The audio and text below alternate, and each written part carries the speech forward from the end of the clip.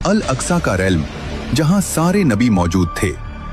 मस्जिद अल अक्सा सिर्फ एक जगह नहीं थी, वो एक रेल्म था, एक ऐसा डायमेंशन जहां टाइम कोलैप्स हो चुका था। यही रसूलुल्लाह सल्लल्लाहु अलैहि वसल्लम जिब्रील के साथ अलैहिस्सलाम उस रेल्म में दाखिल हुए, जहां मौजूद थे आदम अलैहिस्सलाम, नूह अलैहिस्सलाम, इब्राहीम अलैहिस्सलाम, मूसा अलैहिस्सलाम, ईसा अलैहिस्सलाम, तमाम अंबिया। और कहा गया, आगे बढ़िए, इमामत आप कराइए। ये सिर्फ नमाज नहीं थी, ये डिक्लेरेशन ऑफ फाइनल प्रॉफिटहुड थी। और वहां से आसमानों की ओर मिराज की शुरुआत।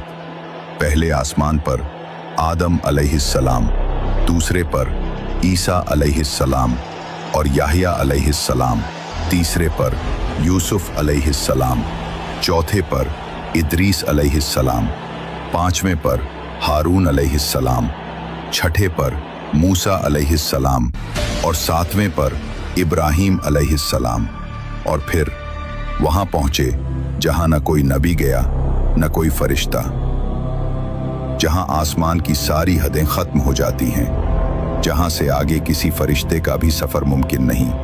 वो मुकाम सिदरतुल मुंतहा, जहां इल्म, नूर और हकीकतें एक साथ जमा होती हैं। सिदरतुल मुंतहा की जड़, रूट छठे आसमान पर है और उसकी शाखाएं सातवें आसमान तक फैली हुई हैं। यही वो जगह है जहां से नील और फुरात, दुनिया की दो सबसे मुबारक नदियां, अपनी हकीकत का सफर शुरू करती हैं। हदीस सहीह मुस्लिम में है कि रसूलुल्लाह सल्लल्लाहु अलैहि वसल्लम ने कहा, सिदरतुल मुंतहा से दो ज़ाहिरी नहरें निकलती हैं, नील और फुरात, और दो बातिनी नहरें जन्नत के अंदर बहती हैं।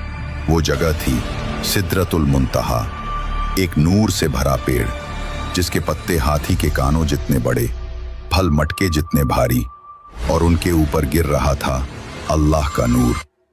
ये नूर जब सिदरा पर गिरता था तो पेड़ के रंग ऐसे बदल जाते थे जो किसी इंसान ने, किसी दुनिया ने, किसी कैमरे ने कभी देखे ही नहीं, क्योंकि वो रंग इस दुनिया के स्पेक्ट्रम में आते ही नहीं।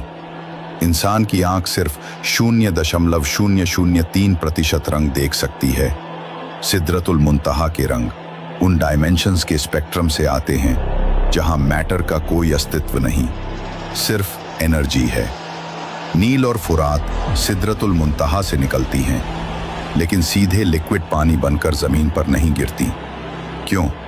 क्योंकि सिदरतुल मुंतहा कोई फिजिकल जगह नहीं, ये एक हायर डायमेंशन है।